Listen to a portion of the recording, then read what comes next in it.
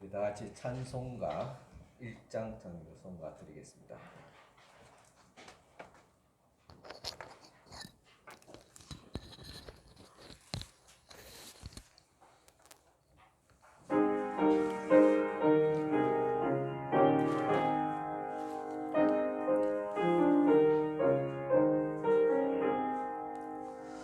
만복에 거는 하나님 온 백성 찬송 드리고 저 천사여 찬송하세 찬송 성부 성자 성령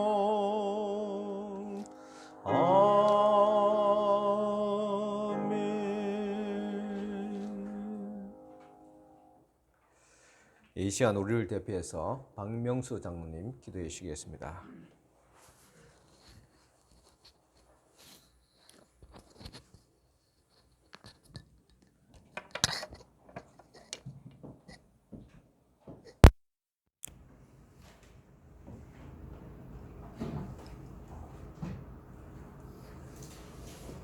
사랑의 아버지 하나님, 한 해를 보내면서 새해를 맞이하는 이 귀중한 시간에 먼저 주님 앞에 나와서 예배드리며 지난 한 해를 뒤돌아보는 귀한 시간을 가지고 새해를 기쁨으로 맞이할 수 있도록 은혜를 내려주신 하나님 아버지께 감사와 영광을 올립니다. 사랑의 주님, 저희들은 올 한 해를 돌이켜보며 코로나19 때문에 연초에 주님 앞에 서약한 일들을 제대로 하지 못하며 여러 가지로 부족한 것뿐이었습니다.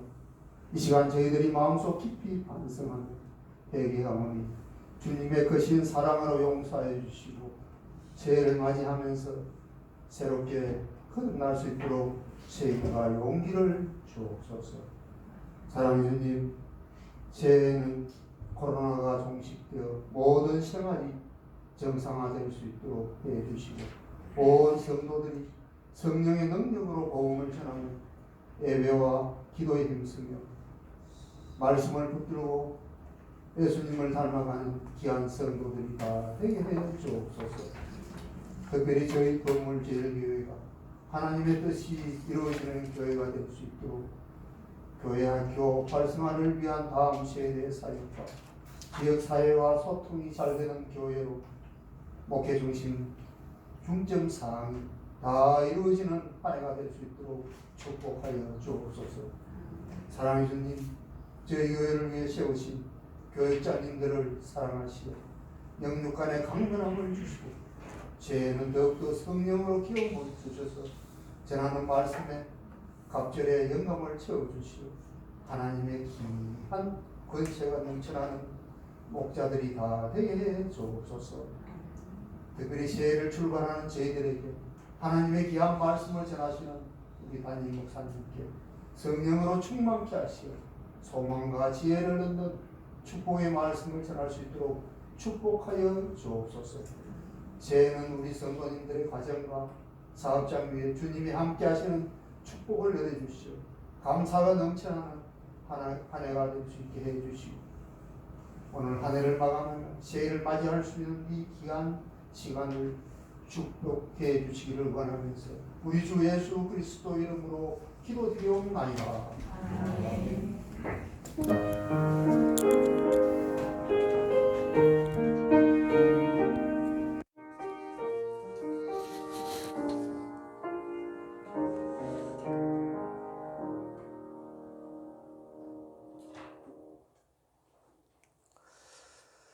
우리 다 같이 우리 교독문 10계명으로 같이 함께 교독하시겠습니다.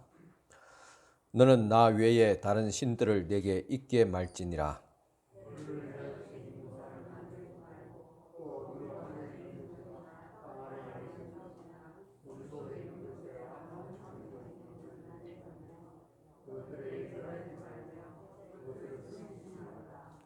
너는 너의 하나님 여호와의 이름을 망령되이 일컬지 말라. 내 부모를 공경하라. 가늠하지 말지니라. 내 이웃에 대하여 거짓 증거 말하지 말지니라. 아멘. 오늘 이 시간 금방 우리가 교독했던 10계명은 우리가 지켜야 될 하나님께 주신 가장 근본의 계명입니다. 이 계명들을 기억하면서 한 해 동안 또 주님께 주신 이 계명들을 범한 일은 없었는지 우리 스스로를 돌아보면서 회개하는 시간 되시길 바랍니다. 나는 과연 하나님 외에 또 다른 신과 같은 존재가 없었는지, 세상의 물질을 또 사람을 내 일을 하나님보다 더 위에 두었지는 아니했는가를 우리가 살펴봐야 될 줄 압니다. 혹시나 우리는 여호와의 이름을 망령되이 일컫지 않았는지 우리 자신들의 입술의 죄를 주님 앞에 고백할 수 있기를 바랍니다. 또 안식일을 기하여 거룩히 지키라는데 우리는 주일을 잘 성수했는가를 스스로 우리가 살펴야 될 줄 압니다. 또 내 부모를 공경하라 그랬는데 내 부모에 대한 공경심 또 은행이 주님 보시기에 합당했는지를 또 우리 스스로 자녀된 자로서 살펴봐야 될 줄 압니다. 살인하지 말라 그랬습니다. 마음으로 미워하면 욕하면 살인죄나 마찬가지다고 했습니다.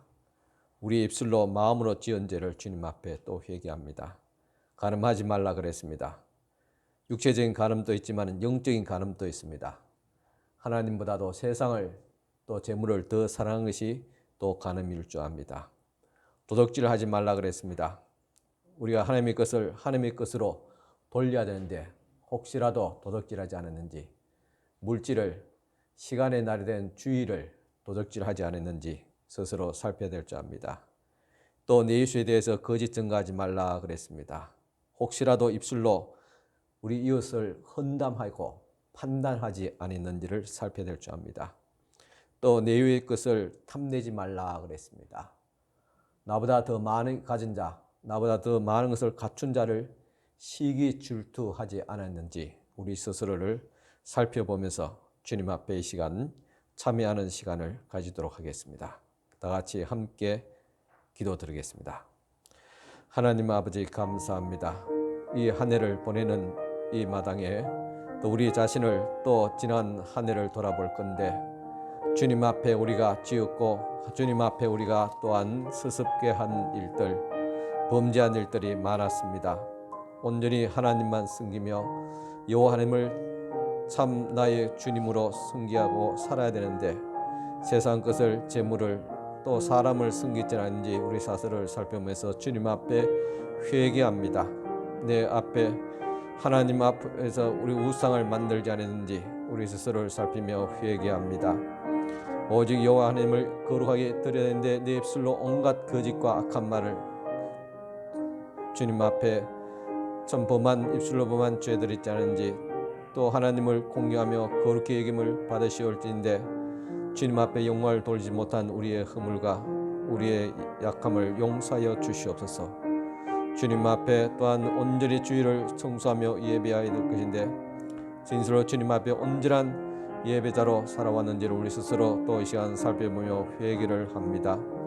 내 부모를 공경하라 했는데 과연 우리들은 참된 부모를 공경하는 마음과 말과 행동을 했는지를 우리 스스로를 살피면서 또 주님 앞에 참여하며 회개하는 시간을 가집니다.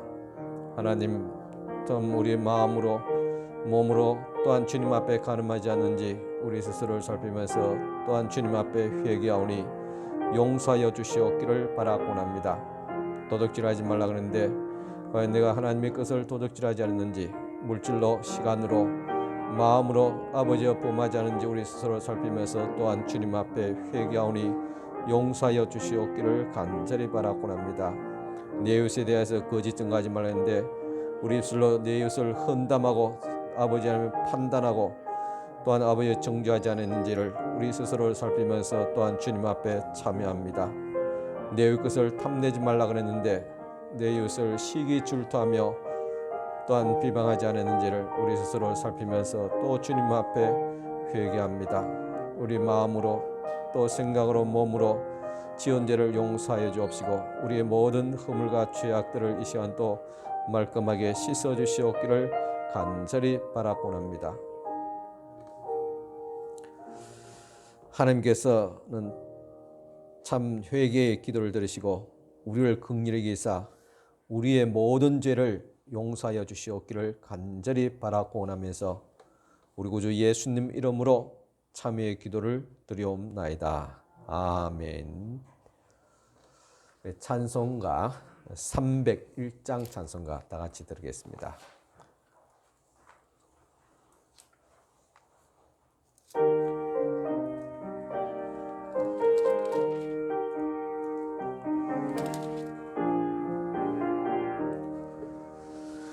지금까지 지내온 것 주의 거신 은혜라 아니 없는 주의 사랑 어찌로 말하랴 자나깨나 주의 손이 항상 살펴주시고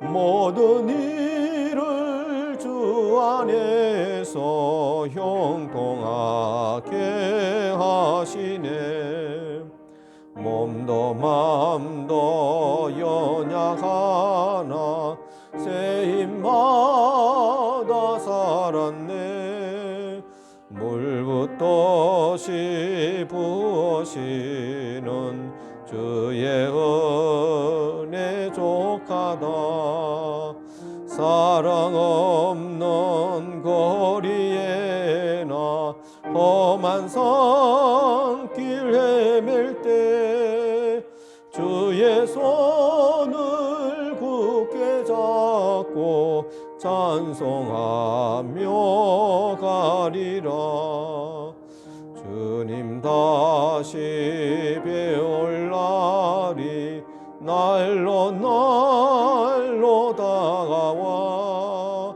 무거운 짐 주께 맡겨 벗을 날도 멀잖네 나를 위해 예비하신 고향 집에 돌아가 아버지의 품 안에서 영원토록 살리라.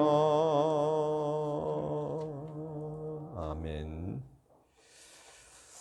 이 시간 주신 하나님의 말씀 봉독해 드리겠습니다. 말씀은 고린도전서 4장 1절에서 5절까지 말씀 되겠습니다.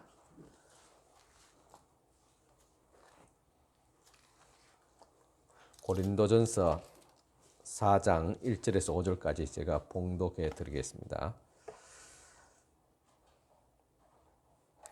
사람이 마땅히 우리를 그리스도의 일꾼이요 하나님의 비밀을 맡은 자로 여길지어다.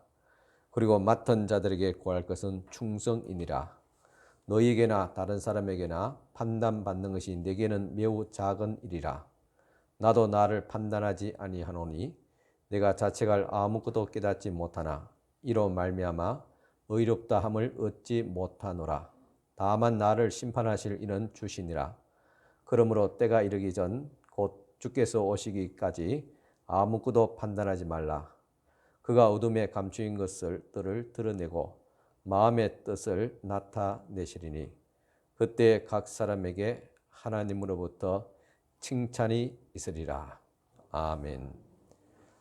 이 시간 우리 최주영 지사님 오셔서 찬양 드리겠습니다.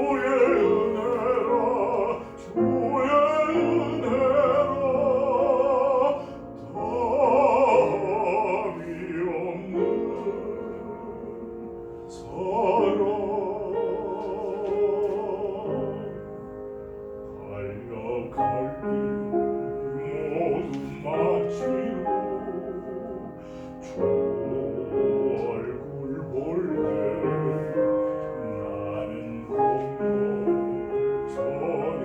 저녁보다 오직 주의 은혜라.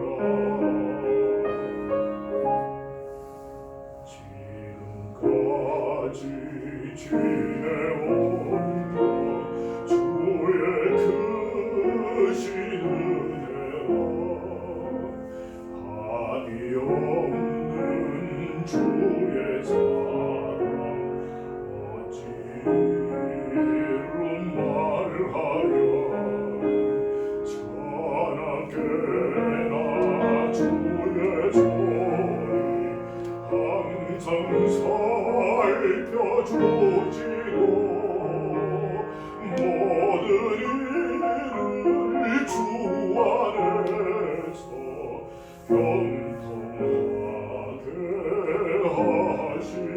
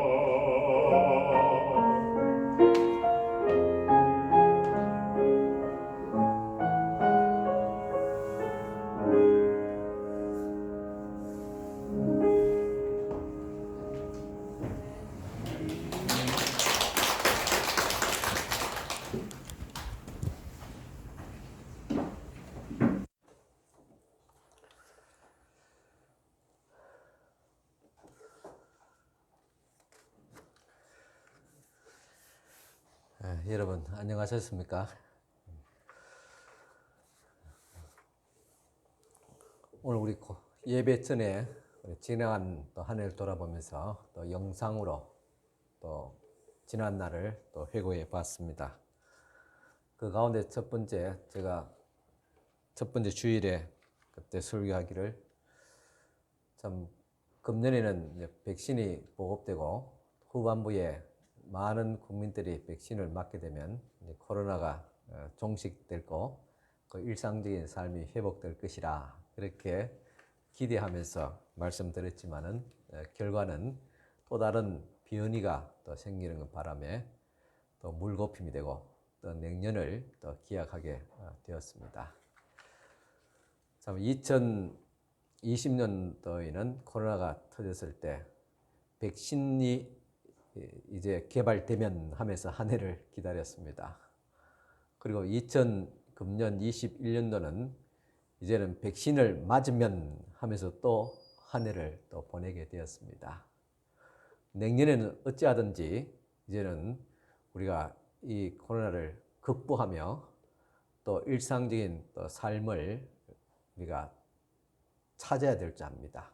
기다리는 것이 아니라 이제는 찾고 회복하는 또 한 해가 될 수 있기를 바랍니다. 얼마 전에 통계해 보니까 우리나라 신용 불량자 수가 무려 490만 명이나 된다고 합니다. 은행에서 돈을 빌려가지고 이자를 갚지 않는 사람이 이렇게 많다는 이야기입니다. 또 신용 불량자 중에서 연체로 인해서 빚이 1,000만 원 이상 되는 사람이 절반이나 넘는다고 합니다. 이것은 모두가 다 결산을 잘못해서 빚어진 결과입니다. 물론 코로나는 어떤 변수 때문에 사업이 또 가게가 기우는 그런 경우도 있지만은 이런 것 그럴지라도 우리가 예측하면서 우리가 준비하고 그리고 생각하면서 경제 활동을 해야 되는데 그렇게 하지 못한 결과라고 할 수 있습니다. 언젠가 우리나라 대통령이 결산한 기사를 본 적이 있습니다. 우리나라 역대 대통령들은 모두가 임기 끝이 좋지 않았습니다. 초대 대통령 이승만 대통령은 당시에는 국민적인 영웅이었지만은 마지막에는 미국으로 망명을 가야 했습니다. 또 박정희 대통령은 부인이 저격당해서 세상을 떠난 후에 그 역시 저격을 당해서 부인의 뒤를 따라갔습니다. 그리고 그 아들은 마약에 빠져서 여러 차례 구속이 되기도 했습니다. 전두환 대통령과 노태우 대통령은 임기 끝난 후에 옥살이를 해야만 했고 또 김영삼 대통령은 IMF라는 오점을 남기면서 또 차남인 김현철 씨가 수감되기도 했습니다. 또 김대중 대통령 어떻습니까? 2명의 아들이 각종 이권 청탁에 연루되어서 수감되기도 했습니다. 노무현 대통령은 부인의 경제 비리로 양심의 가책을 느끼고 스스로 목숨을 끊었습니다. 이명박 대통령은 뇌물과 비자금으로 아직도 구속되어 있고 박근혜 대통령은 국정농단으로 구속 수감되어서 얼마 전에 또 사면이 되었습니다. 그러고 보면 우리나라 대통령 중에서 아직까지 한 사람도 명예스럽게 퇴임한 사람은 없었습니다. 참으로 불행한 일이라고 생각합니다. 문재인 대통령은 자신은 임기 후에 그렇게 구속될 일은 없을 것이라고 했는데 제발 그렇게 되기를 바랍니다. 대통령을 하더라도 결산이 중요합니다. 무엇보다도 처음보다도 마지막이 더 중요합니다. 처음에는 좋았지만 결산을 잘못해서 인생 비극적으로 끝내는 사람들이 얼마나 많습니까? 그러므로 우리는 결산을 잘 해야 됩니다. 연말이 되면 회사에서 회계 장부를 감사하고 정부에도 관계기관의 국정감사를 합니다. 개인이나 단체나 반드시 결산이 있고 교회도 연말이면 결산 보고를 합니다. 이렇게 결산을 잘 할 때 그 결산을 통해서 보람을 얻을 수 있고 그리고 삶의 의미를 느낄 수 있습니다. 그런데 이 세상에 살면서 이 땅의 결산도 잘 해야 되지만 이것보다도 더 중요한 것은 하늘과 땅을 창조하시고 우리에게 생명을 주시고 이 땅에서 살아갈 기회를 주셨던 하나님 앞에서 결산을 잘 해야 될 줄 압니다. 오늘 참석한 우리 성도 여러분들은 누구보다도 이 한 해를 잘 결산하기 위해서 이 자리에 모인 줄 알고 있습니다. 영국의 작가 셰익스피어는 말하기를 끝이 좋으면 만사가 좋다라고 했습니다. 시작보다도 마지막이 더 중요하다는 것입니다. 12달 동안 게을렀고 충성하지 않았고 잘못과 실수를 많이 했다 할지라도 잘했던 잘못했던 한 해를 잘 결산하고 새로 다가오는 해를 행복하게 될 수 있기 위해서는 또 성공적인 삶을 살 수 있기 위해서는 이 시간 결산을 잘 해야 됩니다. 오늘 본문 고린도전서 4장 말씀은 교회 내의 분열로 인해서 여러 가지 어려움을 겪고 있는 고린도 교회에게 사도 바울이 보낸 권면의 편지입니다. 이 고린도 도시는 타락하고 방탕한 도시였고 그 위에 세워진 교회들은 많은 사람들이 모여서 그렇게 부흥을 했지만은 그러나 그 가운데 내적으로는 지식도 뛰어나고 은사도 풍부했지만은 그들에게 믿음의 신앙의 뿌리가 깊지 않았기 때문에 분열들이 일어났습니다. 그래서 고린도 교인들은 바울파, 아볼로파, 베드로파, 그리스도파 등으로 나누어지면서 서로 비방하며 헐뜯으면서 자기들의 주장이 옳다고 그렇게 했습니다. 그래서 분쟁과 싸움과 다툼이 끊이지 않았습니다. 이 소식을 들은 사도 바울은 오늘 말씀을 통해서 서로 판단하거나 비방하지 말라 그렇게 권면하고 있습니다. 그리고 4장 1절에 보니까 사람이 마땅히 우리를 그리스도의 일꾼이요 하나님의 비밀을 맡은 자로 여길지어다고 했습니다. 우리는 이 땅에 살면서 하나님 앞에 직분을 맡았고 사명을 맡았습니다. 그렇기 때문에 그리스도를 위해서 또 하나님을 위해서 일꾼으로 삶을 살아야 될 줄 압니다. 명예나 권세 그 밖에 자기들이 내세우는 다른 것들을 통해서 분쟁과 싸움을 해서는 안 됩니다. 하나님의 비밀을 맡은 자로서 복음을 전파하고 하나님의 나라가 확장되는 데 앞장서서 일을 하라고 주님께서 우리에게 사명을 주셨습니다. 그러므로 하나님의 일꾼들은 하나님께만 판단을 받아야 하고 또 하나님 앞에서 결산을 해야 됩니다. 우리는 이제 12월 이제 연말 결산하는 이 시간 속에 또 하나님의 관계 속에서 나는 얼마나 하나님 앞에 충성을 다했는가, 또 교회를 위해서 자신의 직분을 얼마나 잘 감당했는가, 그리고 하나님께서 나를 어떻게 판단하실 것인가를 생각해야 됩니다. 사람의 판단보다도 더 중요한 것은 하나님의 판단입니다. 더 나아가서 과연 나는 하나님께 칭찬과 상급을 받을 수 있겠는가 생각하는 것이 바로 중요한 결산이 되는 것입니다. 그래서 우리가 이 시간 연말 마지막 시간을 맞이해서 첫째는 맡은 자들에게 구할 것은 충성이라는 말씀, 그리고 나도 나를 판단하지 아니하노니라는 말씀, 그리고 때가 이르면 하나님께서 칭찬이 있으리라는 이 말씀을 기억하면서 이 한 해를 마지막으로 결산할 수 있는 시간이 될 수 있기를 바랍니다. 먼저 믿는 자들에게 구할 것은 충성이라 그랬습니다. 4장 2절에도 보니까 맡은 자들에게 구할 것은 충성이다. 여기서 맡은 자들이라는 것은 청직의 직분을 말합니다. 주인으로부터 일을 맡은 청직이 관리인, 집사를 말합니다. 주인의 재산과 소유물을 관장하는 사람입니다. 어떻게 생각하면 아니 우리는 하나님 앞에 청직입니다. 사실 그 어느 것 하나 내 것이었습니다. 시간도 내 것이 아니요, 가진 물질도 내 것이 아니고 심지어 자녀도 내 것이 아닙니다. 만일 진정 나의 것이라면 내 생각한 대로 원한 대로 다 되어야 되죠. 자식 농사이든 사업이든 건강이든, 그리고 이 시간 속에 살아가는 이 삶도 내 마음대로 되어야 되지만, 그러나 우리 자신을 진지하게 돌아보면 그 어느 것 하나 내 뜻대로 내 마음대로 되어진 것이 없습니다. 이것은 우리가 맡은 청직임을 분명하게 나타내는 증거가 되어집니다. 그렇다면 내 것이 아니라면 주님의 것이라면 주님께서 분명히 주인으로 그것을 결산할 때가 온다는 사실을 기억해야 됩니다. 그러므로 맡은 자는 어떻게 되냐? 맡은 일에 충성을 다해야 하는 것입니다. 어떤 사람은 내 인생 내가 살아가면서 조금 게으르든 아니면 내가 태만하든 또 내가 하기 싫으면 놀든 무슨 관계가 있는가 그렇게 생각합니다. 그렇지만 이것은 진정 인생의 주인이 누구인가를 모르는 그런 행동입니다. 그 어느 것 하나 하나님의 것이 아닌 것이 없다고 생각할진데, 청지기는 사명은 바로 충성이라는 사실입니다. 그래서 우리는 시간을 아껴야 되고 우리의 삶을 우리가 잘 갈무리를 해야 됩니다. 열심히 살아야 됩니다. 충성되어 살아야 되는 것입니다. 누가 주인인가? 온 우주와 이 세상 생사화복을 다스리시는 하나님이 바로 주인입니다. 우리는 하나님 앞에서 맡았기 때문에 그것에 대한 충성을 다해야 됩니다. 여기서 충성이라는 말은 헬라어로 피스토스라고 하는데, 이 말은 신실한, 그리고 진실된, 믿을 만한이라는 뜻으로 믿음과 같은 어원을 가지고 있습니다.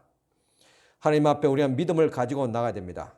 과연 내가 주님 앞에 성실한가, 신실한가, 믿을 만한 자인가, 그렇게 칭찬받겠는가를 생각을 해야 합니다. 우리 군대 가면 충성하고 그렇게 인사를 합니다. 그러나 장군이나 수하들 중에 국가에 충성하는 사람도 있겠지만은 그렇지 못한 사람들도 종종 있기 때문에 실망을 주곤 합니다. 이 충성이라는 말은 말 그대로 목숨을 걸고 최선을 다한다는 뜻입니다. 잠언서 28장 20절 말씀 보면 충성된 자는 복이 많아서 속히 부하고자 하는 자는 형벌을 면치 못하리라 하겠습니다. 충성된 자는 복이 많아도 하겠습니다. 우리가 충성을 하면 결과로 복이 주어집니다. 충성하는 자에게 보람이 있고 충성하는 사람에게 삶의 의미가 있습니다. 예수께서도 마태복음 25장 말씀에 달란트 비유를 통해서 이 충성에 대해서 설명했습니다. 한 주인이 종들에게 달란트를 맡겨놓고 먼 여행을 떠났습니다. 그리고 때가 되어 주인이 돌아와서 종들을 불러서 셈을 하게 됩니다. 결산을 하게 됐죠. 그런데 5달란트, 2달란트 마다는 배라 남겨서 주인에게 돌려드리자 착하고 충성된 종아, 너가 작은 일에 충성하였으니 내가 많은 것으로 내게 맡기며 내 주인의 즐거움에 참여하리라는 칭찬을 받고 더 큰 보상을 받게 됩니다. 그러나 1달란트 받은 사람은 1달란트를 그냥 가지고 와서 주님께 바칠 때 악하고 게으른 종아, 나는 심지 않은 데서 거두고 해치지 않는 데서 모으는 줄 아느냐. 1달란트를 빼앗아서 10달란트 가진 자에게 주어라. 그렇게 말하며 쫓겨나게 되었습니다. 하나님께서는 일하는 자에게는 더 주시고 충성된 자에게는 풍족하게 주시옵니다. 또 주어진 사명을 잘 감당하는 자에게는 더 많은 귀한 일들을 주님께서 주신다고 했습니다. 영국의 설교자 존 버니어는 말했습니다. 심판의 날에 모든 사람들은 마지막 심판을 당한다. 사람들은 심판의 날에 하나님 앞에서 자신들의 열매에 따라 심판을 받을 것이다.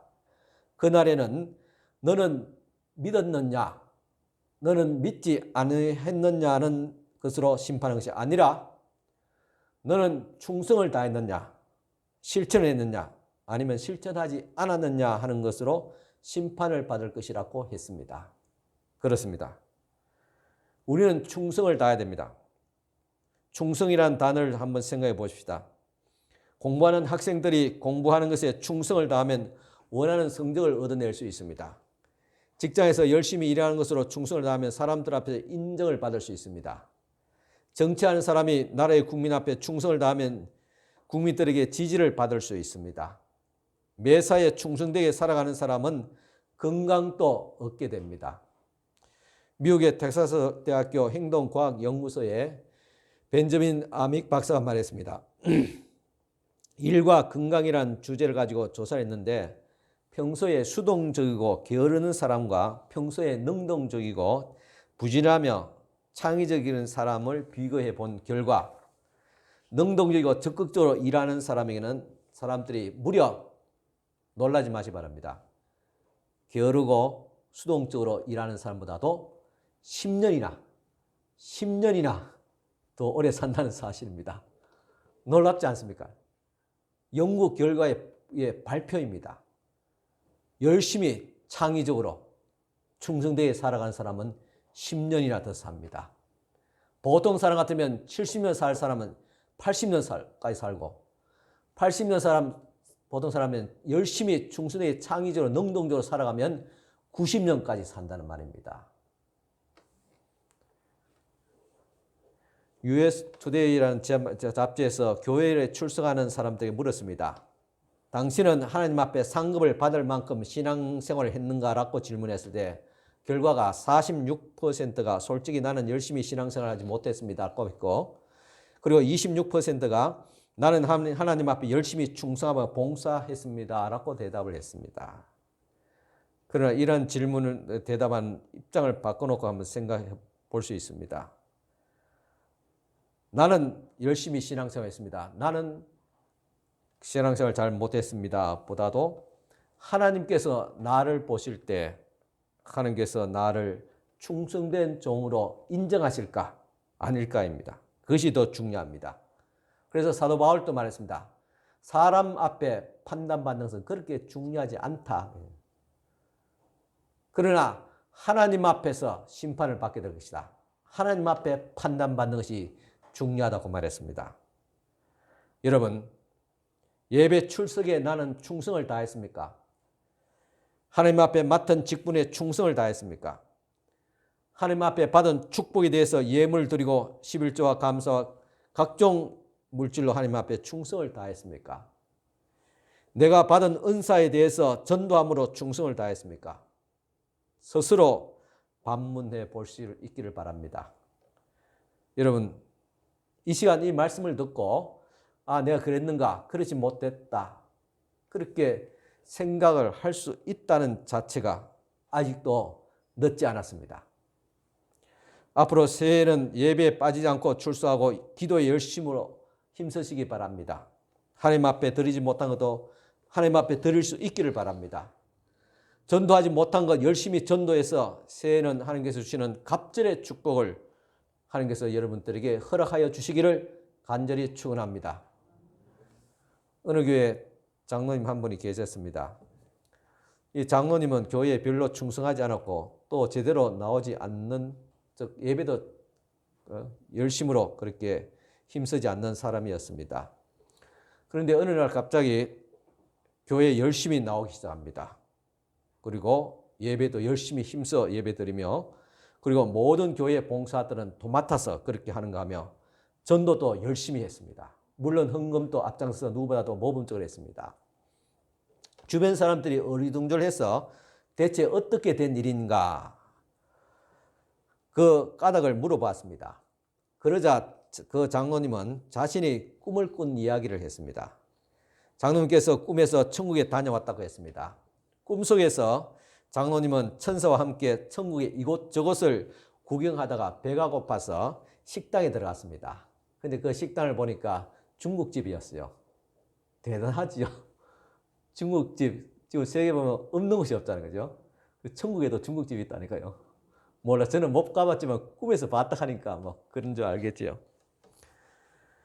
그 천사와 함께 이 식사를 하러 들어간 식당에 보니까 아는 지사님이 거기 먼저 와 있더란 겁니다. 그 지사님 먼저 식사를 하고 있는데 그 지사님은 평소에 교회에서 열심히 봉사하시는 분이었습니다. 장로님이 그 집사님의 식탁을 보니까 그 식탁에 한 상 가득하게 차려놨는데 뭐 탕수육은 기본이고 팔보채 또 전가복 온갖 진귀한 음식들이 차려져 있었던 것입니다. 장로님은 속으로 집사가 저 정도 상을 받았으면 장로인데 얼마나 더 좋은 멋진 음식이 나올까 잔뜩 기대하고 있었는데 잠시 후에 장로님의 식탁에 겨우 짜장면 한 그릇이 올라왔습니다. 장로님은 화가 나서 천사에게 따졌습니다. 그러자 천사가 열심히 일하는 사람은 많이 먹어야 하지만 당신은 별로 하는 일이 없으니까 짜장면만 먹어도 됩니다 라고 말했습니다. 부끄러웠습니다. 장로님은 이 천사의 말을 듣고 자기 친구 장로가 또 떠올랐습니다. 그 친구 장로는 자기보다 더 충성하지 못한 게으른 그런 장로였습니다. 그래서 천사에게 그 장로는 어떻게 됐냐 그 소식을 물으니까 천사가 그 친구 장로는 지금 배달 나갔습니다 라고 대답을 하더랍니다. 미안합니다. 꿈에서 깬 장로님은 교회에 충성하게 되었습니다. 여러분, 뒤늦게 후회하지 마시고 충성을 다할 수 있기를 바랍니다. 제가 우습게 이야기 될 수도 있겠지만은 이 이야기는 중요한 우리에게 주는 교훈이 있습니다. 그 교훈만은 진실이고 진리입니다. 또 말합니다. 나도 너를 판단치 않다 하겠습니다. 잘했다고 교만하지 말고 못했다고 낙심하지 말라는 뜻입니다. 고린도서 4장 3, 4절 보니까 너에게나 다른 사람에게나 판단받는 것이 내게는 매우 작은 일이라. 나도 나를 판단하지 아니하노니 내가 자책할 아무것도 깨닫지 못하나 이로 말미암아 의롭다함을 얻지 못하노라. 다만 나를 심판하실 이는 주시니라 하겠습니다. 사람들에게는 다른 사람들이 나를 어떻게 생각하느냐가 굉장히 중요합니다. 나를 어떻게 보느냐 굉장히 의식합니다. 그러나 그보다 더 중요한 것은 내 자신을 나를 어떻게 보느냐가 더 중요하고, 그리고 내 자신을 나를 어떻게 보느냐보다 더 중요한 것은 하나님이 나를 어떻게 보시느냐는 게 중요하다는 것입니다. 그래서 다만 나를 심판하시려는 주시니라, 그렇게 바울은 결론을 맺고 있습니다. 우리에게는 각자 양심이라는 것이 있어서 공부하는 학생들은 누구보다도 자신의 성적에 대해서 잘 알고 있습니다. 사업을 하는 사람도 누구보다도 자신의 성공 여부에 대해서 잘 알고 있습니다. 다른 사람들이 나에 대해서 판단하는 것도 중요하고 스스로 자신에 대해서 판단하는 것도 중요하지만은 제일 중요한 것은 하나님께서 판단하신 것입니다. 그것이 가장 중요한 최후의 판단이 되는 것입니다. 마태복음 7장 1절에 2절 말씀입니다. 비판받지 아니하려거든 비판하지 말라. 너희 비판한 그 비판으로 너희가 비판을 받을 것이요 너희의 헤아리는 그 헤아림으로 너희가 헤아림을 받을 것이니라고 하였습니다. 오늘날 사람들은 자기의 자신의 모습에 대해서 생각하지 않고 상대방을 비판하는 일을 일삼습니다. 다른 사람을 비판하면 그만큼 자신도 비판을 받는다는 말입니다. 그러므로 다른 사람을 비판하는 것에 대해서 너무 집중하지 말라고 말합니다. 미국의 16대 대통령 링컨은 만약에 내가 사람들의 비판을 듣고 그에 따라 행동을 취하였다면 나는 아무것도 하지 못했을 것이다. 나는 사람들의 비판보다 하나님 앞에서 나의 맡은 임무에 최선을 다했다 그랬습니다. 참 링컨처럼 위대한 업적을 남긴 대통령도 없지만은 링컨처럼 그 임기 기간 동안 비판을 많이 받은 대통령도 없었습니다. 그렇지만은 이 모든 비판을 잘 이겨낼 수 있는 것은 하나님 앞에 비판을 두려워하는 자였기 때문입니다. 사람들이 자신을 어떻게 판단할 것인가에 대해서 생각과 행동에 집중하지 말고 하나님께 주신 사명을 하나님 앞에 최선을 다해서 충성을 다함으로 감당하게 되면 그것이 그에게 보람이 되고 성공이 되어서 역사적으로 존경받는 훌륭한 인물이 되어지게 됩니다. 링컨이 노예 해방 운동을 할 때 그 주변의 사람들이 이를 모두 강하게 반대했습니다. 심지어 그의 참모들과 수하들은 링컨이 계속 그 일을 주장하면 총사퇴하겠다고 그렇게 음포를 놓기도 했습니다. 그러자 그는 하루만 시간을 달라고 하면서 밤새 하나님 앞에 기도했습니다. 다음날 링컨은 하나님께서 그의 마음을 감동시켜 주시고 응답하신 대로 이렇게 말했습니다. 자유가 없는 나라는 오래 가지 못합니다. 라고 말했습니다. 그는 그렇게 하나님께 주시는 신념대로 행동하여서 노예를 해방하였고 역사적으로 존경받는 인물이 되었던 것입니다. 하나님 앞에 받은 사명을 감당할 때 사람들의 눈치를 보고 그들의 판단에 귀를 기울이지 말고 하나님께서 원하신 대로 행할 수 있기를 바랍니다. 그렇게 할 때 마지막에 승리하게 된다는 사실을 믿을 수 있기를 바랍니다.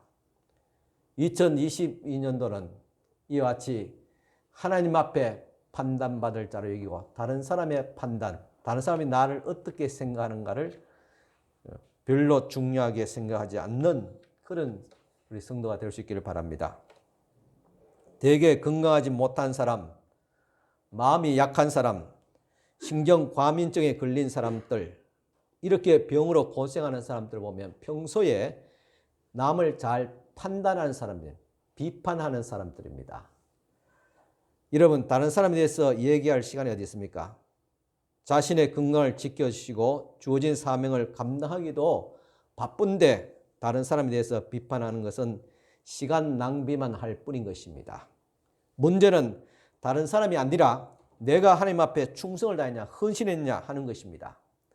다른 사람의 허물을 보는 그 시간에 내 자신의 허물을 바라보면서 주님 앞에 회개할 것도 많은데 어떻게 다른 사람의 허물을 바라보면서 정죄하며 회개하라고 말할 수 있겠냐는 것입니다.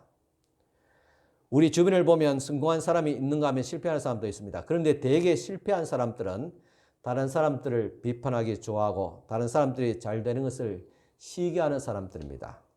반면에 성공하는 사람은 다른 사람을 칭찬하고 다른 사람이 잘 되는 것을 보고 배울 것을 찾는 겸손한 마음을 가진 사람입니다. 이런 사람들은 사업에서도 성공하고 인생에도 행복한 삶을 살아갈 수가 있습니다. 우리는 다른 사람의 판단에서 벗어나서 서로 위로하고 격려하며 살아갈 수 있기를 바랍니다. 특별히 코로나 팬데믹 가운데서 우리가 어떻게 신앙생활, 교회 생활할까? 우리 주위의 사람들을 위로하고 격려하는데 내년엔 또 아마 더 힘써야 되지 않을까 생각합니다. 우리 주변에 보면 잘난 척하고 예쁜 척하고 착한 척하는 사람들이 있습니다. 대개 이런 사람들을 왕따를 당하게 됩니다. 그런데 그 왕따로 인해서 마음속에 상처를 받기도 하고 사고가 일어나기도 합니다. 어떤 학생은 주위에서 왕따를 해서 자신의 목숨을 끊는 그런 참 불행한 일들도 있습니다. 우리는 다른 사람을 비판하기보다는 칭찬하기를 하고 격려하고 다른 사람들을 도와주겠다는 그런 삶의 자세를 가져야 할 것이고, 그래야지 이 사회도 잘 되고 나라도 잘 되고 국가도 잘 될 줄 압니다.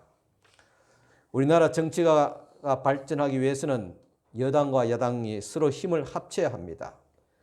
물론 서로의 입장을 서로 주장할 수는 있습니다. 그렇지만 상대방을 비판하고 비방하는 데만 일삼고 자기 해야 될 일을 하지 않는다면 그것은 국민 앞에서 자기의 직분에 대한 잘못을 행하는 것입니다. 서로 비판하고 싸우기만 한다면 나라에 장래가 없습니다.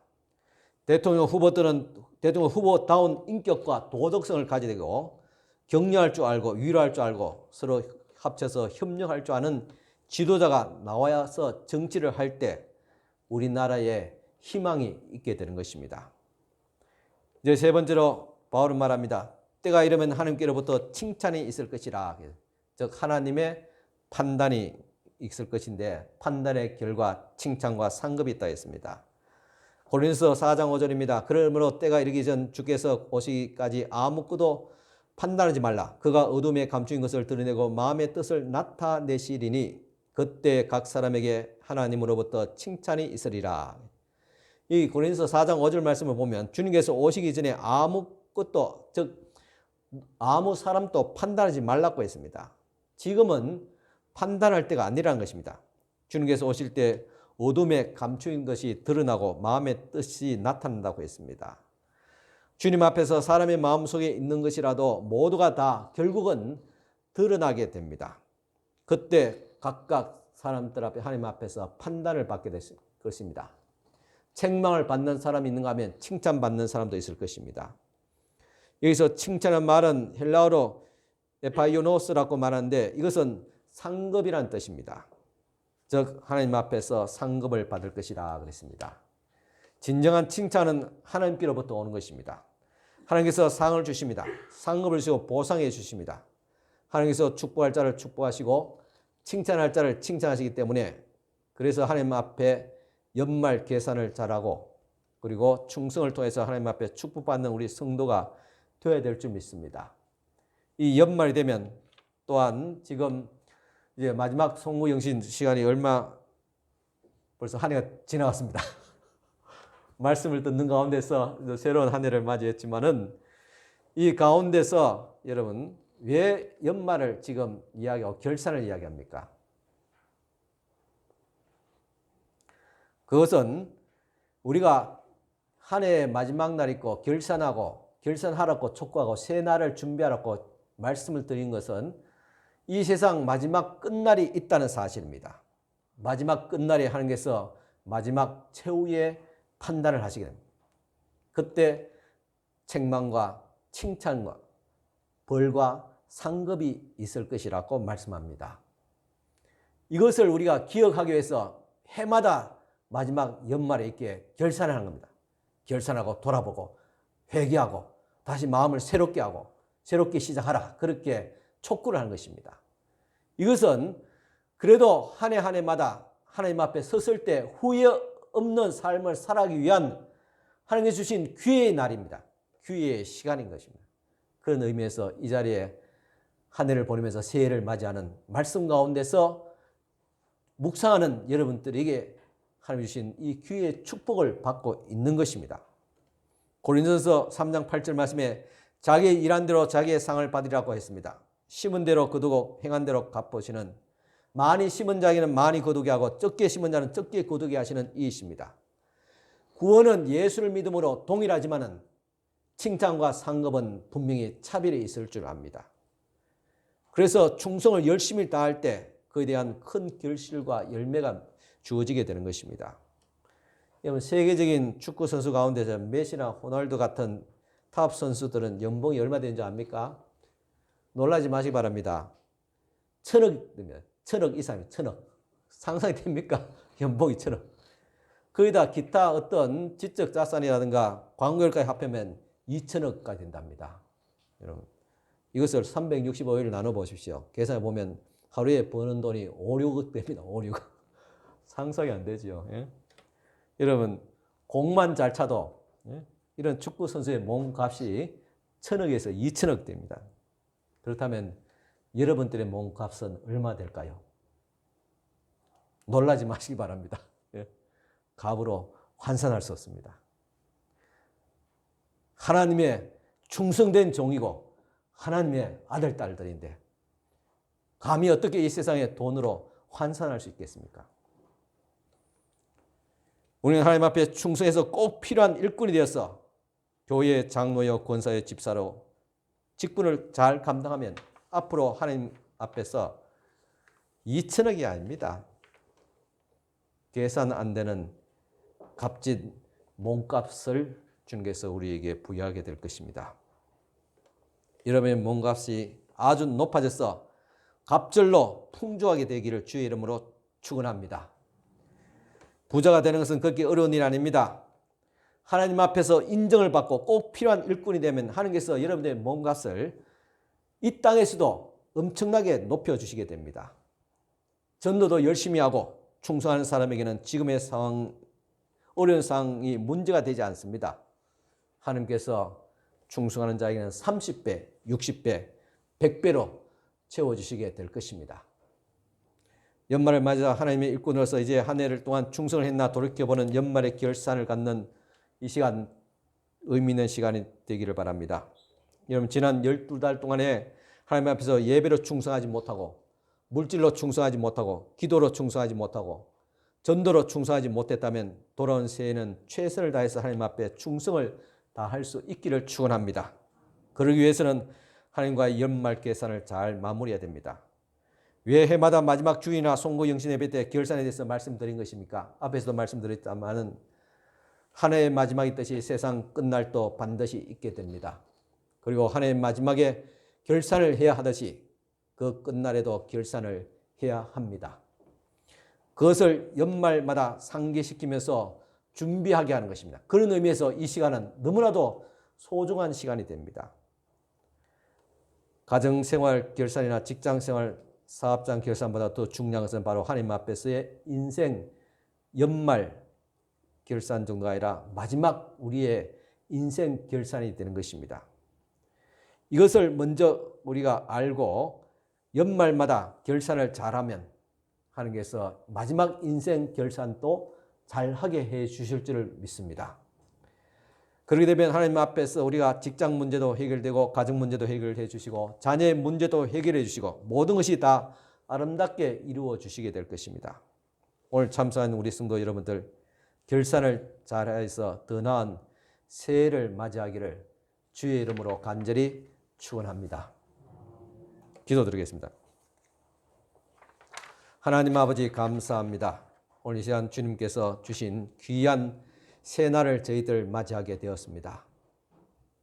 지난 한 해를 이제 돌아보면서 후회와 또한 부끄러움도 있었지만은 이제는 지나간 것은 다 낡은 것이고 새로운 주님께 주신 기회와 축복의 한 해를 또 맞이하게 해주심을 감사를 드립니다.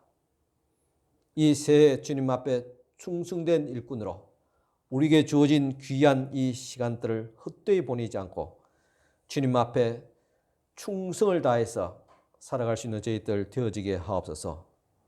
예수님 이름으로 축복하며 기도드리옵나이다. 아멘. 우리 찬송가 27장 찬송가 우리 다 같이 드리겠습니다.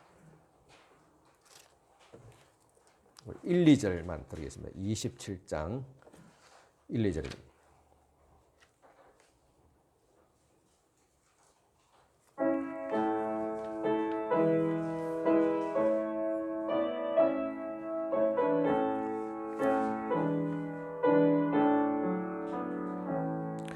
빛나고 높은 보좌와 그 위에 앉으신 주 예수 얼굴 영광이 해같이 빛나네.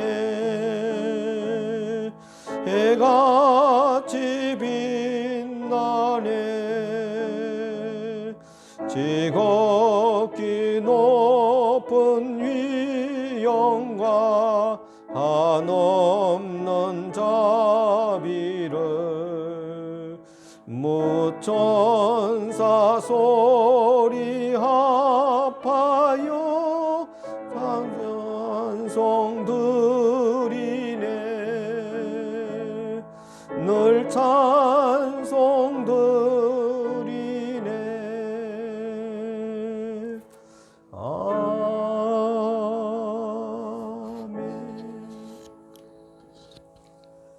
예, 우리 새해가 이제 11분 지났습니다. 또 예배 말씀적이 지났지만은 한번 우리 또 타종하고 또 새해에 이어서 말씀 듣도록 하겠습니다.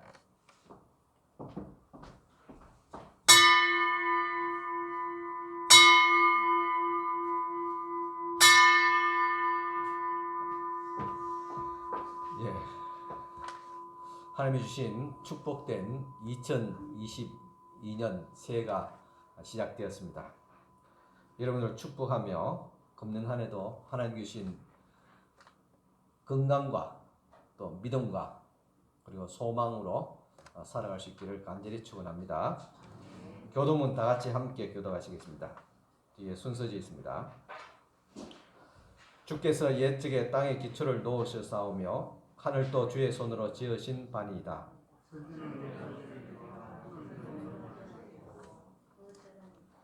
그것들은 다 옷같이 낡으리니 의복같이 바꾸시면 바뀌려니와 너희는 이전 일을 기억하지 말며 옛날 일을 생각하지 말라. 너희는 유혹의 욕심을 따라 썩어져가는 구습을 따른 옛사람을 벗어버리고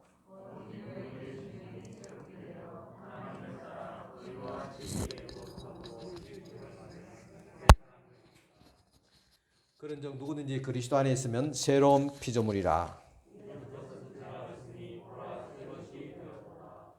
새 계명을 너희에게 주노니 서로 사랑하라. 아멘. 이 시간 주신 하나님 말씀 역대하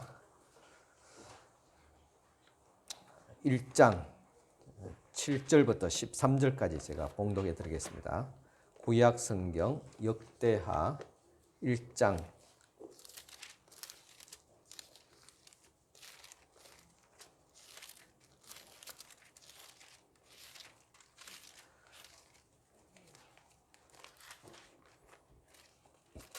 역대하 1장 7절부터 13절까지 제가 봉독해 드리겠습니다. 그날 밤에 하나님이 솔로몬에게 나타나 그에게 이르시되 내가 네게 무엇을 주랴 너는 구하라 하시니 솔로몬이 하나님께 말하되 주께서 전에 큰 은혜를 내 아버지 다윗에게 베푸시고 내가 그를 대신하여 왕이 되게 하셨사오니 여호와 하나님이여 원하건대 주는 내 아버지 다윗에게 허락하신 것을 이제 굳게 하옵소서. 주께서 나를 땅의 티끌같이 많은 백성의 왕으로 삼으셨사오니 주는 이제 내게 지혜와 지식을 주사 이 백성 앞에서 출입하게 하옵소서. 그렇게 많은 주의 백성을 누가 능히 재판하리까 하니 하나님이 솔로몬에게 이르시되 이런 마음이 내게 있어 부나 재물이나 영광이나 원수의 생명 멸하기를 구하지 아니하며 장수도 구하지 아니하고 오직 내가 네게 다스리게 한 내 백성을 재판하기 위하여 지혜와 지식을 구하였으니 그러므로 내가 네게 지혜와 지식을 주고 부와 재물과 영광도 주리니 내 전의 왕들도 이런 일이 없었거니와 내 후에도 이런 일이 없으리라 하시니라. 이에 솔로몬이 기브온 산당 회막 앞에서부터 예루살렘으로 돌아와서 이스라엘을 다스렸더라. 아멘. 13절까지 말씀 봉독해 드렸습니다. 이제 새해가 되었습니다. 시간은 어느 시간에 다 소중하지만은 이 시간은 그 모든 시간 중에서 더욱 뜻이 있고 의미가 있고 가미가 있는 시간입니다. 그래서 이 시간은 다시 돌아오지 않는 시간입니다. 그래서 이 시간은 소중한 시간입니다. 아마 지금 송구영신 이 시간을 맞는 사람들의 모습은 가지각색일 것입니다. 어떤 사람은 지금 망년회를 하느라고 술에 취해서 고함을 지르며 과거를 잊으려고 안간힘을 쓰는 사람들도 있을 것입니다. 또 어떤 부류의 사람들은 이 시간을 무작정 거리를 배회하는 사람들도 있을 것입니다. 그리고 어떤 이는 굳이 새로울 것이 있느냐, 같은 날인데 그렇게 의미를 두지 않고 잠이나 자고 있는 그런 사람들이 또 대부분일 것입니다. 그렇지만 우리는 이 귀중한 시간에 하나님 앞에 나와서 예배함을 통해서 한 해를 보내고 또 새해를 맞이하는 그런 귀한 시간이 되었습니다. 지나간 시간의 은총에 감사하고 그리고 다가오는 시간의 은총을 기도하는 마음으로 기원하면서 하나님께 예배하는 이 새 시간을 맞이하게 되었습니다. 얼마나 은혜 있는 뜻있는 시간입니까? 그래서 이 새 시간을 새 마음으로 맞이할 수 있기를 바랍니다. 성경에 보면 옛것을 다 벗어버리고 새 옷을 입으라 그랬습니다. 옛 옷을 벗어버리고 새 옷을 입는 것, 이것은 어떤 하나의 행동을 말하고 있습니다. 사람이 어떻게 변화될 수 있느냐? 우리는 예전보다 더 좋은 모습으로 변화되기를 원합니다. 경제도 좋아지기를 원하지만 우리의 어떤 삶의 질도 좋아지고 우리의 신앙적인 우리의 모습도 더 좋아지기를 원합니다. 이렇게 변화를 원한다면 분명히 변화를 위해서 어떤 행동을 해야 됩니다. 행동이 없이는 변화가 되지 않습니다. 옛 것을 벗어버리는 행동과 새 것을 입는 그런 구체적인 행동을 해야 됩니다. 그렇듯이 우리의 마음은 어떻게 옛 것을 벗어버리고 새 옷을 입듯이 그런 새 마음을 가질 수 있겠습니까? 그것은 이미 앞에서 우리가 주님 앞에 게으르고 충성하지 못한 지난 한 해를 청산하고 결선하고 우리가 새해로 넘어왔습니다. 그렇다면 새해는 이제는 새로운 결심을 가지고 행동하는 그런 새해가 되어야 될 줄 믿습니다. 불행하게도 지난 해에는 어려움을 겪는 사람들도 있었겠고 또한 전 국민 아니 전 인류가 전염병이라는 재난을 당했지만은 이 시간 위로를 드리면서 새해는 더 밝고 건강한 하나님의 은혜가 있기를 축원합니다. 오늘 이 시간 본문에 나와 있는 말씀을 가지고 이런과 간단하게 축복을 기원하고자 합니다. 이 솔로몬이 왕위에 오른 후에 가장 먼저 한 일은 하나님 앞에 제단을 쌓는 일이었습니다. 1000번의 제단, 즉 1000번의 제물을 들여서 예배를 드렸다는 것입니다. 여러분, 보통 하루에 3번 정도 기본으로 예배를 드릴 수 있습니다. 제물을 들여서. 그러면 하루에 3번 제물을 들여서 예배되면 1년 동안 1000번 예배를 드렸다는 말입니다. 그때 하나님께서 감동했습니다. 그래서 하나님께서 솔로몬에게 7절에 보면 이 밤에 하나님이 솔로몬에게 나타나사 이르시되 내가 네게 무엇을 줄꼬 했습니다. 우리 하나님께서 얼마나 감동했으면 내가 너에게 무엇을 줄꼬 했. 여러분 오늘 여기 자녀들 된 분들도 여러분 있는데 여러분 부모로부터 은혜를 받고 싶지요. 용돈도 잘 받고 싶고 사랑도 받고 싶고 어떻게 부모의 사랑을 독차지할 수 있고 은혜를 입을 수 있습니까? 부모의 마음을 감동시켜야 됩니다. 감동시키면 마음도 열려지고 지갑도 열려지고 모든 것이 다 열려집니다. 하나님은 더 많은 것을 우리에게 주시고자 합니다. 솔로몬이 이렇게 지극정성의 그 예배를 하는 모습을 보고 내가 너에게 무엇을 줄꼬 감동이 되어서 말입니다. 이 무엇을 줄꼬 이 말은 백지수표, 소위 말해서 백지수표를 줬다는 너가 원하는 대로 쓰라는 겁니다. 엄청난 은혜가 아닙니까? 사람들에게도 나름대로 소원이 있었습니다. 크고 작은 모든 일들의 소원이 있기 마련인 것이고 기도 제목이 있습니다. 그때 솔로몬은 하나님께 지혜를 구했다. 왜 지혜를 구했습니까? 자기는 어린 나이라 아버지가 다스리는 이 백성은 큰 백성인데 이 백성을 다스리기 위해서는 지혜가 필요하다고 했습니다. 그러니까 하나님께서 또다시 감동을 먹었습니다. 자신의 부하 어떤 군사력을 구하지 아니하고 또 오래 사는 어떤 건강의 축복도 구하지 아니하고 백성을 잘 다스릴 수 있는 지혜를 달라고 하니까 주님께서 크게 감동하셨습니다. 12절 보니까 그러므로 내가 네게 지혜와 지식을 주고 부와 재물과 존영도 주리니 너의 전에 왕들이 이 같음이 없었거니와 너의 후에도 이 같음이 없으리라. 얼마나 하나님께서 감동을 먹었으면 그가 구하지 않는 부와 영광도 군사력까지도 주님께서 주셨습니다.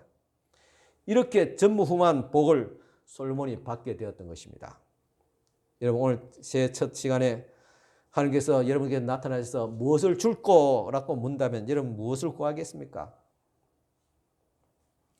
오늘 이같이 중요한 시간에 시시한 거 구하지 마시고 이런 것들을 솔로몬처럼 구할 수 있기를 바랍니다.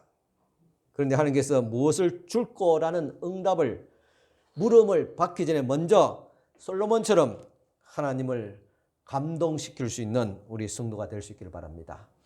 솔로몬은 하나님께 2번이나 감동시켰습니다. 여러분 새해 적어도 한 번 이상은 하나님의 마음을 감동시킬 수 있는 그런 성도가 될 수 있기를 바랍니다. 그럼 무엇으로 하나님 앞에 감동시키겠습니까? 솔로몬은 예배로 감동시키고 또 2번째는 하나님의 마음에 맞는 소원으로 통해서 감동을 시켰습니다. 그렇다면 우리는 무엇으로 감동시킬까요? 우리들도 마찬가지로 새해 동안 예배를 잘 드림을 통해서 하나님 앞에 감동 드릴 수 있기를 바랍니다. 하나님은 예배에 고프신 분입니다. 예배를 받기를 기뻐하시는 분입니다. 주님 앞에 먼저 예배의 모범을 보일 수 있기 바랍니다. 그리고 수요예배와 새벽 기도까지 더 힘쓸 수 있기를 바랍니다. 이런 열정과 또한 예배로 주님을 감동시킬 수 있는 우리 성도가 될 수 있기를 바랍니다. 2번째는 주님께서 주신 이 직분을 잘 감당하게 해달라고 구함을 통해서 감동시켜 드릴 수 있기를 바랍니다. 새해에는 어떤 직분을 맡았습니까? 크든 작든 간에 모든 직분이 하나님 앞에 귀한 것입니다. 하나님은 5달란트를 주었느냐, 2달란트 주었냐, 1달란트 주었냐. 사람을 생각할 때는 5달란트 중요하지요. 1달란트는 조금 작은 것 같이 보이지요. 유럽에서 1,000억, 2,000억 받는 그런 선수하고 우리 국내에서 겨우 한 해에 2억, 3억 받는 그런 선수 몸값 우리가 분명히 차이 나지요. 그렇지만은 하나님 앞에서는 차이가 없습니다. 5달란트든 1달란트는 똑같습니다. 똑같이 주님께서 칭찬해 주실 수 있으니까. 그것은 우리가 주어진 직분에 얼마나 충성하느냐가 더 중요합니다. 그리고 이 직분을 잘 감당하게 해달라고 주님께서 지혜를 주시고 믿음을 달라고 구할 수 있기를 바랍니다. 그것이 솔로몬이 있어 가장 좋은 기도였습니다. 그러니까 하나님께서 솔로몬의 간구에 감동을 받으시고 그리고 그 기도에 응답을 받아주시고 모든 것들을 구하지 않는 것까지 다 주셨습니다. 이처럼 여러분 금년 한 해 축복된 한 해, 은혜 받는 한 해 되기를 원합니까? 그렇다면 먼저 하나님 앞에 하나님을 감동시킬 수 있는 기도를 할 수 있기를 바랍니다. 셋째는 전도와 특히 가정 구원을 구할 수 있기를 바랍니다. 이미 온 가족이 함께 하나님 앞에 나오고 있는 가정은 가장 큰 축복입니다. 오늘 이 시간 또 하나님의 한 가정이 함께 모여서 주님 앞에 예배 드린다는 것, 이 자리에 있다는 것, 이 자체가 하나님 모시의 큰 축복일 줄 믿습니다. 여러분 이것이 하나님께 주신 최고의 축복임을 알아야 됩니다. 어린아이부터 아버지 그리고 할아버지 한 의자에 앉아서 하나님 앞에 한 교회에서 예배 드린다는 것은 보통의 축복이 아닙니다. 이것은 굉장한 은총입니다. 그런데 어떤 가정은 이것이 잘 되지 않아서 문제가 있습니다. 그래서 수년 동안 눈물을 꽤나 흘리면서 기도했는데도 불구하고 아직도 가정 구원을 이루지 못한 가정들도 많이 있습니다. 그래서 새해는 무엇보다도 이 문제를 꼭 해결할 수 있는 한 해가 될 수 있길 바랍니다. 우리 힘으로 안 되었기 때문에 주님 앞에 목숨을 걸고 기도할 수 있길 바랍니다. 목숨 걸고 기도하고 그 다음에 권면하고 이야기하세요. 하나님께서 역사하십니다. 뿔뿔이 흩어졌는 우리 가족들의 신앙이 이제는 한 교회에서 한 의자에 앉아서 하나님 앞에 예배할 수 있는 그런 한 해가 될 수 있기를 축원합니다. 자녀들 모두 주님 앞으로 인도해내는 축복이 있기를 간절히 기원합니다. 마지막으로는 무엇보다도 주님 안에서 살게 해달라고 기도할 수 있기를 바랍니다. 하나님께서 말씀하기를 내가 네게 무엇을 주고 너는 구하라고 하시거든 주여 내가 무엇보다도 주님 안에서 살기를 원합니다. 아마 이런 기도 하나님께서 솔로몬이 구했던 그 기도 못지않게 기뻐하실 기도 아닌가 생각합니다. 주님 안에서. 여러분 자녀들이 부모를 어떻게 기쁘게 할 수 있습니까? 내가 부모님 안에서 있을 때 제일 행복했습니다. 부모님의 은혜 속에 살 때 행복합니다. 그렇게 말한 그 자녀가 부모를 기쁘게 할 수 있지 않겠습니까? 하나님도 마찬가지입니다. 내가 주님 안에서 행복합니다. 주님이 있기 때문에 나는 삶의 보람이 있습니다. 삶의 용기가 납니다. 그런 기도입니다. 이것이 기도 중에서 가장 근본적인 기도입니다. 우리들이 신앙생활을 하고 있지만 사실은 솔직히 말해서 우리 자신들 돌아보면 형식적으로 할 때가 많았습니다. 눈치 보고 할 때 많았습니다. 그래서 기도도 제대로 하지 못하고 말씀도 읽고 묵상하는데도 만족하지 못하고 또 누구에게 가서 내 신앙의 고백을 또 예수를 전하는 것은 엄두에도 내지 못한 그런 일들이 있었습니다.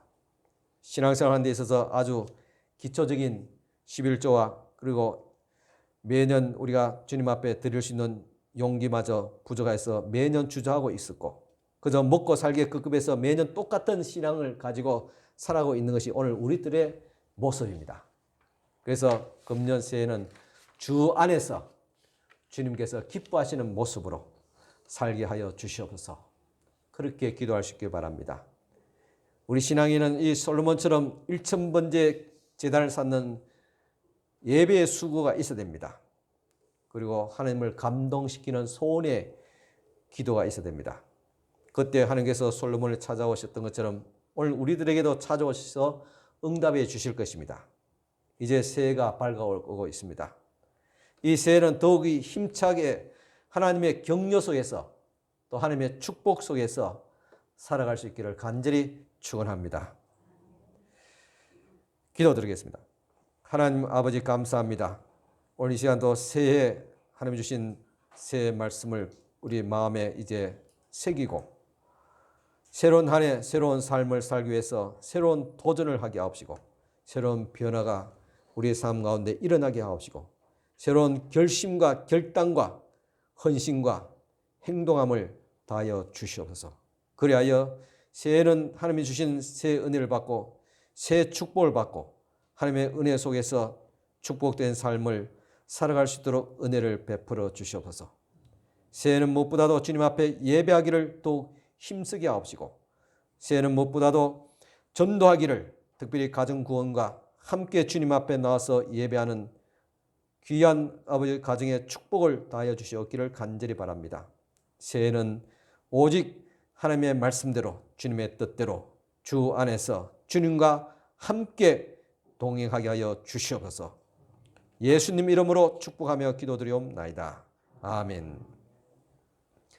이어서 우리 말씀 카드 같이 뽑는 시간을 가지도록 하겠습니다. 예능과 마찬가지로 새해 첫 예물을 준비하신 분들은 그 헌금함에 예물 넣으시고 또 말씀 카드를 하나씩 뽑아 가시길 바랍니다. 예물 미처 준비하지 못했더라도 오셔서 또 카드를 다 뽑아 가시기 바랍니다.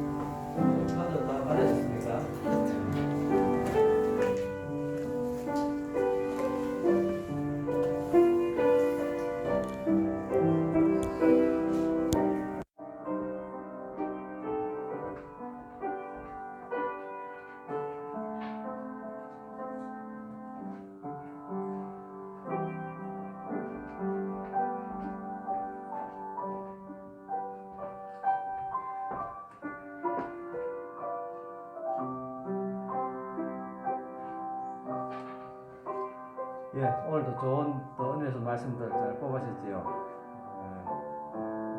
제가 뽑은 말씀은 시편 12편 5절 말씀입니다. 여호와의 말씀에 가련한 자들의 눌림과 궁핍한 자들의 탄식으로 말미암아 내가 이제 일어나 그를 그가 원하는 안전한 지대에 두리라 하시도다. 아멘. 코로나 이 시대에 주신 하나님의 적절한 목회적 말씀인 것 같습니다. 참, 이 코로나 팬데믹 지역에서 많은 사람들이 눌리고 가련하고 또 궁핍하면서 탄식하는 이 시대에 하나님의 말씀으로 그들을 안전한 삶, 또 평안한 삶으로 인도하는 것이 또 하나님의 교회의 또 사명인 줄 믿습니다. 여러분도 각자 가진 말씀을 가지고 기도하는 가운데서 한 해도 말씀으로 승리하시고 말씀으로 축복받는 또 한 해가 될 수 있기를 축원합니다. 우리 다 같이 저희 찬송가 550장 찬송가 드리겠습니다.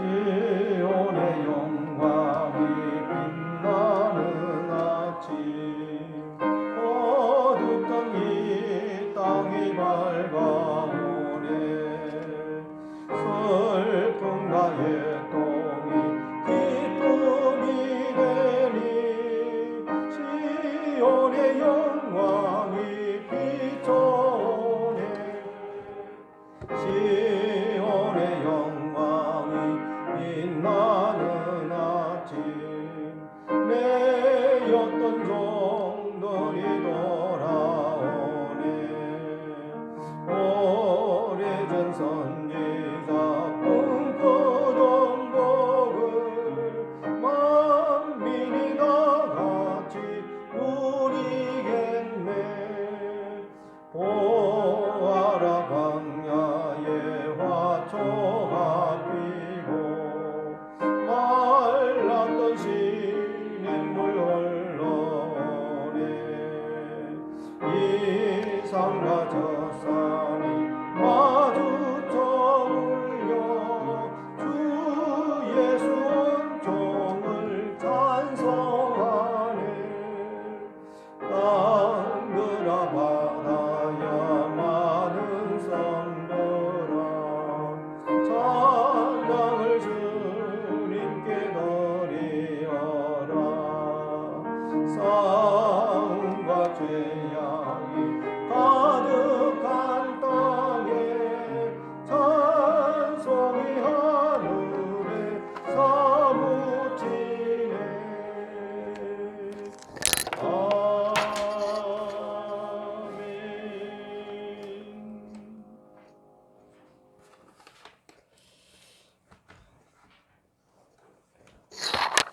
우리 새 다짐의 말씀 같이 나누도록 하겠습니다.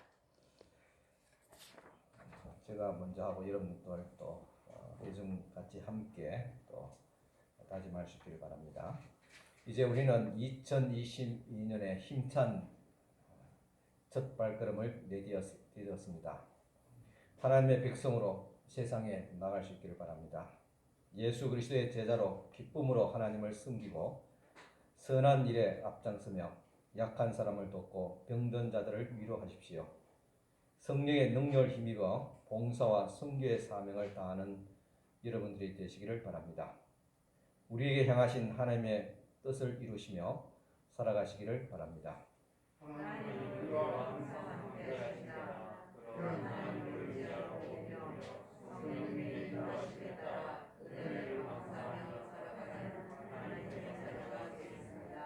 아멘. 네, 우리 다 같이 일어서 축복 기도 받으시기 바랍니다. 지금은 우리 주님 예수 그리스도의 은혜와 하나님의 크신 사랑과 성령님의 감화교통 충만하신 은총이 이제 지난 한 해를 결산하며 보내며 새로운 한 해를 새로운 결심으로 또 다짐으로 맞이하는 우리 사랑하는 모든 우리 성도들 머리 위에 지금부터 영원토록 함께 있을지어다. 아멘.